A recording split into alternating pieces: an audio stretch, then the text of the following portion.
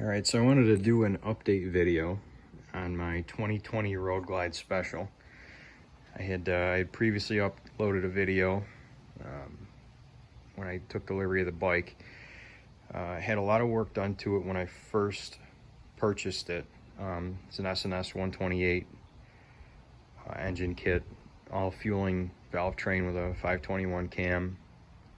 I had the suspension work done, Legends rear shocks, handlebars, stereo upgrades, had a bunch of stuff done. And I made a video of the bike running, some exhaust sound from it, and had mentioned that it had not yet been tuned or been put on the dyno yet. Well, that turned into kind of a saga.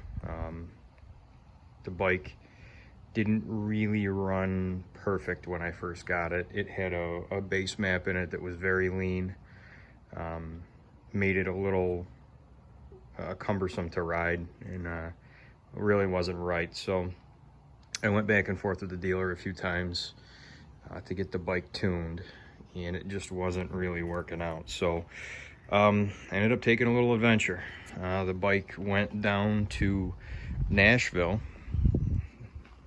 to Moonshine Harley. You may have seen them on YouTube building some pretty stout builds, and ultimately this turned into somewhere around what you would consider their sleeper touring bike. So it's still a 128, still S&S engine parts, still fueling valve train. None of the engine internals have changed. What we did do is we installed a larger injector. So it's a 6.2 injector from HPI, the Harley 55mm metal intake manifold, and we did a new exhaust. So it initially had the S&S Sidewinder 2-in-1 on it, which I kind of liked the sound of it, but the pipe was really a little too small for this build. Wasn't really right. So Moonshine suggested that we go to a Fullsac 2-in-1 into 2 head pipe with their preference of mufflers, which are the Khrome Werks mufflers, and they run what they call a modified performance baffle. I'm not sure how much you can see, but it's a louvered baffle.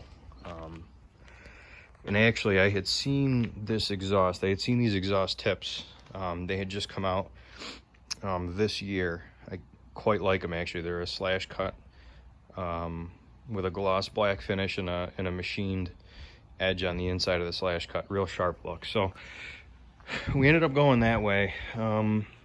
Truth be told, I prefer the sound of duals better. Duals with a crossover, which this is.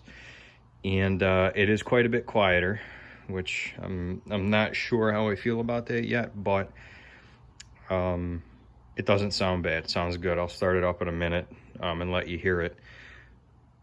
But I'm extremely pleased with the bike. So to skip to the headline here, before the bike was rideable but temperamental.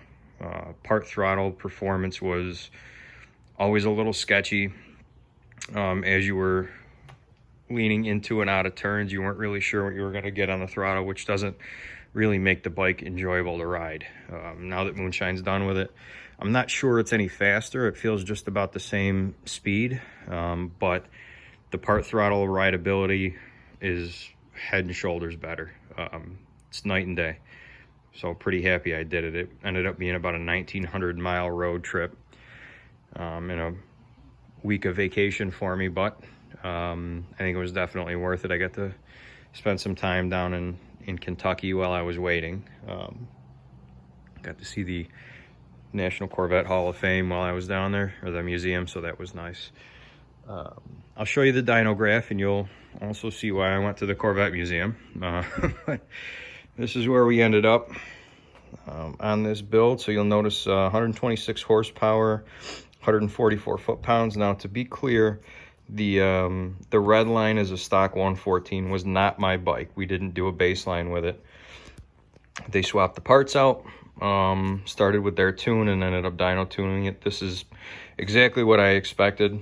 You'll notice the torque curve. I mean, we're starting at 2,000 RPM. You're over, you know, you're right around 120 foot-pounds at 2,000, and it just carries it out real well. I couldn't be happier with it. It's really a great combination for touring. I know they do some of these with 475 cams, which give you a little higher, sharper peak up in the front, but it doesn't carry out quite as far as the 521, and I'm not lacking for power or torque really at any place. So I'll start it up, and I'll let you hear it, do another walk around. You'll notice the bike is basically done at this point. I had been waiting to do some things. So there's the lowers are on, highway pegs. I have the tour pack finally. This is how I like all my bikes to be. Just because of COVID, there were some pauses on all the painted parts coming from the factory. So I ended up with the bike and the suspension and the engine work all done, but I was waiting for those two things. So it's pretty much done as you see it, at least for now. We'll see if I do anything next year, but I think at this point I'm just going to ride it. So we'll start it up here for you. Be able to see there's at this point right at 1,250 miles on the bike, so it's been ridden a little bit. So I'll let you hear it. Here we go.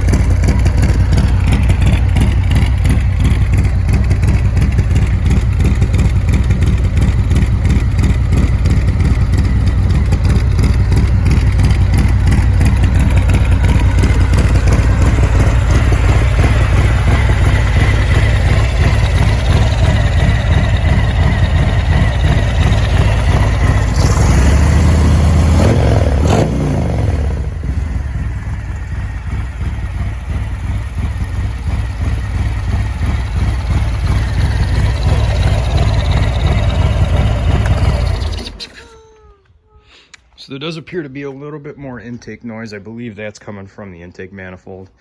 I got my ear down there. It doesn't sound like valve train noise at all. I think that's just air moving through the throttle body into the intake. So it's not that loud. It's just something a little bit different. But I think the plastic manifold probably tames some of that down, which may be part of the reason they use that normally. But like I said, if you're looking for a pretty high performing touring bike, not necessarily something you want to go be completely rowdy on, but if you want to put some miles on and you want some power behind the throttle, this is really a great combination. So M8 SNS 128 kit.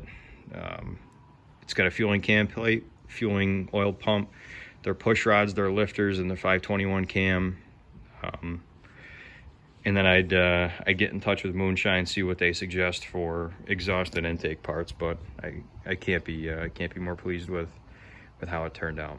So you can go ahead and leave some comments. I noticed after my last video, some people actually subscribed to my channel, so maybe they actually care what I think about these parts.